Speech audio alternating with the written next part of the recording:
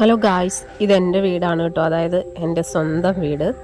അവിടെ എൻ്റെ അമ്മ മാത്രമാണ് താമസിക്കുന്നത്. അപ്പോൾ എന്നെ കെട്ടിച്ചിരിക്കുന്ന വീടിൻ്റെ തൊട്ടടുത്ത് തന്നെയാണ് എൻ്റെ സ്വന്തം വീടും. അപ്പോൾ നമുക്കറിയാം, ഈ കഴിഞ്ഞ കുറച്ച് ദിവസങ്ങളായിട്ട് ഭയങ്കരമായിട്ടുള്ള കാറ്റും മഴയൊക്കെയാണ്. അപ്പോൾ ആ ഒരു കാറ്റിലും മഴയിലും നേരെ ഞങ്ങളുടെ വീടിൻ്റെ മേളിലേക്കൊരു മരക്കൊമ്പ് ഒടിഞ്ഞു വീണിരിക്കുകയാണ്. ഇത് നോക്കിയേ, ആ ഒരു കമ്പ് നമ്മുടെ നേരെ മോന്തായത്തോട്ട് തന്നെയാണ് വീണിരിക്കുന്നത്. അപ്പോൾ കഴിഞ്ഞ ദിവസം ഇതുപോലെ ഒരു കഷ്ണം വീണിട്ട് ആ ഒരു സൈഡിലായിട്ട് കുറച്ച് ഓടൊക്കെ പൊട്ടിയിട്ടുണ്ടായിരുന്നു. ഇന്നലെ വീണ്ടും കാറ്റും മഴയൊക്കെ ഉണ്ടായപ്പോൾ ഒരു കഷ്ണം കൂടി നേരെ നമ്മുടെ കറക്റ്റ് ആ ഒരു ഓടിൻ്റെ മോന്തായത്തേക്ക് തന്നെ വീണിരിക്കുകയാണ്. അപ്പോൾ അമ്മ ഇത് വിളിച്ച് പറഞ്ഞിരുന്നു.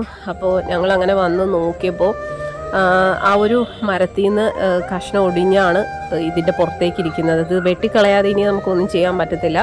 അപ്പോൾ കുറച്ചൊക്കെ ഓടുകൾ പൊട്ടിയിട്ടുണ്ട്. ആ സൈഡിലായിട്ടുള്ള കുറച്ച് ഓടുകളൊക്കെ പൊട്ടിയിട്ടുണ്ട്. അപ്പോൾ തൊട്ടിപ്പുറത്തുള്ള ഒരു പറമ്പിലെ മരമാണ്. മരത്തിൽ നിന്നാണ് ഈ ഒരു മരത്തിൽ നിന്നാണ് കഷ്ണം ഒടിഞ്ഞ് നേരെ നമ്മുടെ വീടിൻ്റെ പുറത്തേക്ക് വീണിരിക്കുന്നത്. അപ്പോൾ ഇങ്ങനെ ഈ ഒരു മഴ സമയത്തും ഒക്കെ ഭയങ്കരമായിട്ടുള്ള അപകടങ്ങൾ ഉണ്ടാകാറുണ്ട്. അപ്പോൾ നമ്മുടെ വീട്ടിലും അങ്ങനെ ഒരു ചെറിയൊരു അപകടം ഉണ്ടായി. ഭാഗ്യത്തിന് വേറെ പ്രശ്നങ്ങളൊന്നുമില്ല. ഈ ഒരു കമ്പും കഷ്ണമെല്ലാം നമ്മുടെ ആ ഒരു ഓടിൻ്റെ പുറത്തേക്ക് അങ്ങനെ ചാഞ്ഞിരിക്കുകയാണ്. ഇനിയിപ്പോൾ അത് വെട്ടിക്കളയാതെ വേറെ നിവൃത്തിയില്ല. അപ്പോൾ എന്തായാലും എല്ലാവരും ഒക്കെ സൂക്ഷിച്ചിരിക്കുക. കാരണം വേറെ ഒന്നും കൊണ്ടല്ല, നമുക്കറിയാം ഭയങ്കരമായിട്ടുള്ള കാറ്റ് മഴയൊക്കെയാണ്. അപ്പോൾ എന്ത് അപകടവും ഉണ്ടാകും. അതുകൊണ്ട് തന്നെ നമ്മൾ കുറച്ച് ജാഗ്രതയിലിരിക്കുക. ഇപ്പോൾ ഞങ്ങളുടെ വീട്ടിലാണെങ്കിൽ ആ ഒരു സമയത്ത് അമ്മ വീട്ടിലുണ്ടായിരുന്നില്ല. അമ്മ പണിക്ക് പോയിരിക്കുമായിരുന്നു.